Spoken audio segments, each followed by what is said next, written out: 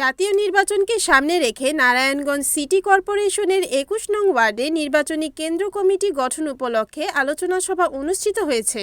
সোমবার ৫ জানুয়ারি বাদেশা নাসিক ২১ নং ওয়ার্ডের সালেনগর নতুন মসজিদ প্রাঙ্গণে অনুষ্ঠিত এ সভায় ওয়ার্ড বিএনপি ও সহযোগী সংগঠনের নেতাকর্মী অংশগ্রহণ করেন।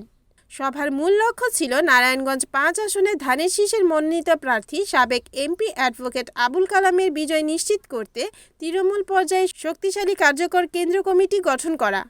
আলোচনা সভায় বক্তব্যে নারায়ণগঞ্জ ৫ আসনের বিএনপি মনোনীত প্রার্থী অ্যাডভোকেট আবুল কালামের জন্য ধানের শীষের নির্বাচন করার জন্য প্রতিজ্ঞাবদ্ধ হন। সকলের একটাই চাওয়া যে অ্যাডভোকেট আবুল কালাম সাহেবকে ধানের শীষ প্রতীকে বিশাল ভোটের ব্যবধানে নির্বাচিত করে এই নারায়ণগঞ্জ ৫ আসনে দেশমাতা বেগম খালেদা জিয়ার নামে উৎসর্গ করবে। এ সময় উপস্থিত ছিলেন বন্দর থানা বিএনপি সাবেক সভাপতি নূর মোহাম্মদ পনেস, নাসিক ২১ নং ওয়ার্ডের সাবেক কাউন্সিলর আলহাজ হান্নান সরকার। অন্যদের মধ্যে আরও উপস্থিত ছিলেন শাহী মসজিদ বিচার কমিটির সাধারণ সম্পাদক খালেদ সাইফুল্লাহ, নাসিক ২১ নং ওয়ার্ড বিএনপির সভাপতি সাহেব আলী, স্বেচ্ছাসেবক দলের সাবেক যুগ্ম আহ্বায়ক সাখাওয়াত হোসেন পিঙ্কি, বন্দর থানা স্বেচ্ছাসেবক দলের সাবেক যুগ্ম আহ্বায়ক মোহাম্মদ ইমরান, কাজল প্রধান, মোহাম্মদ রাশেদ, মোহাম্মদ শিবলু মিয়াজি, মোহাম্মদ মিজান, বাদল, নূর ইসলাম, জান্নাতুল নাইম, কাদির, বন্দর থানা মোহাম্মদ স্বপন, মোহাম্মদ হৃদয়, মোহাম্মদ জামান, আকবর, মোহাম্মদ জয়নাল, ছোট নাদিম, নাইম সহ বিএনপি এবং অঙ্গ সংগঠনের নেতাকর্মীরা এবং শাহী মসজিদ আরিপাড়া বৃহত্তর সালেনগর সহ বিশাল বড় এলাকা, এখানে ভোট বেশি। এই জায়গার যে নেতৃবৃন্দ আছে আপনারা নিচে উপরে যদি ১০০, ১৫০, ২০০ কোনো সমস্যা নাই।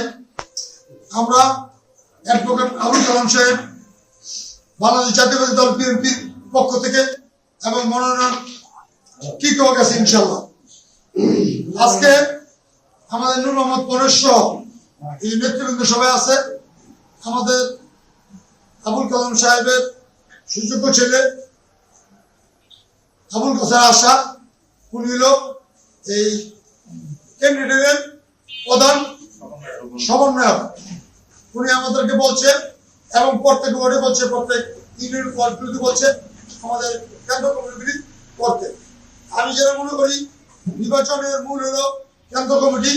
এই কমিটির মাধ্যমে যেভাবে ক্যান্ডিডেট মেসেজ দিবে আমরা এই মেসেজগুলি তাদেরকে দিয়ে দেবো, তারা এই লোকগুলি এই নির্বাচনটা তুলবে। হান্নান ভাইয়ের কাছ থেকে যে আমাদের এখানে কোনো নেতা নাই, নেতা এখন আর নাই।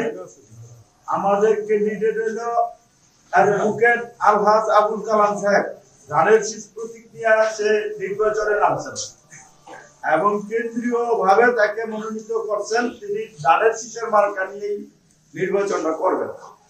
আমরা যারা ধানের শীষ করি, আমরা যারা বিএনপি করি, যারা অঙ্গ সংগঠনে আছি, সবাই একীভূত হয়ে আমরা যাতে ওনারা বিপুল ভোটে পাস করাইতে পারি।